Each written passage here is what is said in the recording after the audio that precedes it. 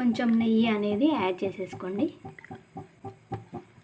ఇందులో జీడిపప్పు, కిస్మిస్, బాదాం అనేది వేసేసి వీటిని వేయించుకోండి.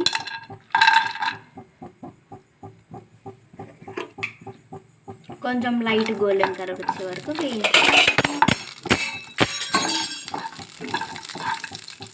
ఇలా అనేది వేయించుకోండి.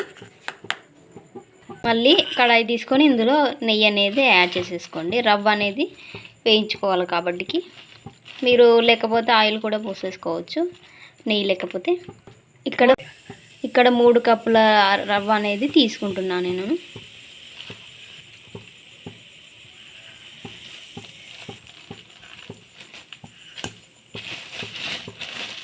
వీటిని లైట్గా వేయించుకోండి.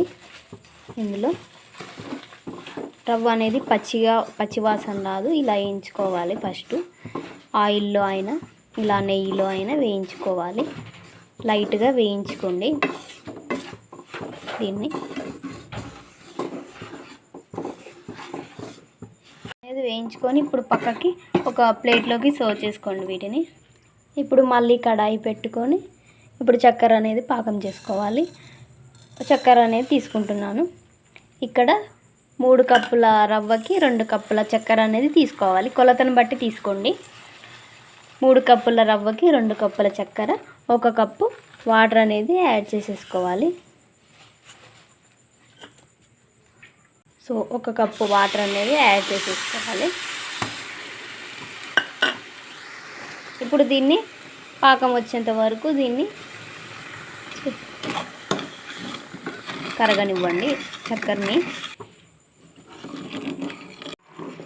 సో ఒకసారి చెక్ చేద్దాము ఈ పాకం అనేది అయిందో కాలేదో. సో చూడండి, ఇలా అనేది అవ్వాలి. ఇలా జస్ట్ తీగ పాకంలాగా అవుతుంది. సో ఇలా అయింది కదా, ఇప్పుడు స్టవ్ ఆఫ్ చేసేసుకోండి.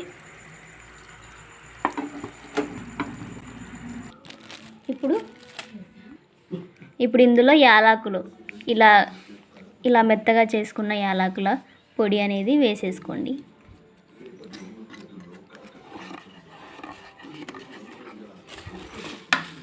సో ఇప్పుడు ఏమైతే మన రవ్వ ఉంది కదా, ఇప్పుడు ఇందులో వేసేయండి. వేయించుకున్న రవ్వ ఇందులో వేసేసుకొని బాగా మిక్స్ చేయండి. ఇలా వేసేస్తూ మిక్స్ చేసేసుకోండి. ఇట్లా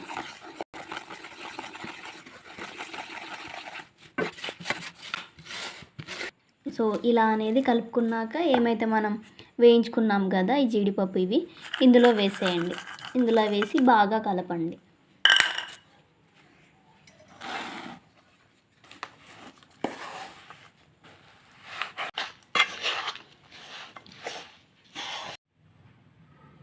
ఒకవేళ ఇవి గట్టిగా అయ్యి ముద్దల్లాగా అవ్వట్లేవు అనుకో, ఇందులో కొన్ని పాలు పోసుకుంటూ కూడా ముద్దలు చేసేసుకోవచ్చు. నో ప్రాబ్లం, వస్తాయి లడ్లలాగా.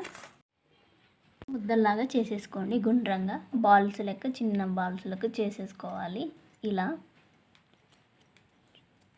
సో ఇలా అనేది చేసేసుకోవాలి. మిగతాది కూడా అట్లానే చేసేసుకోండి. ఇవే రవ్వ లడ్లు అనేది అయ్యాయి. సో ఇలా అనేది చేసేసుకోవాలి రవ్వ లడ్లు. సో నా వీడియో కనుక నచ్చినట్లయితే లైక్ చేయండి, షేర్ చేయండి, సబ్స్క్రైబ్ చేయండి. Thank you for watching. Please like and subscribe to Sajag Gasri.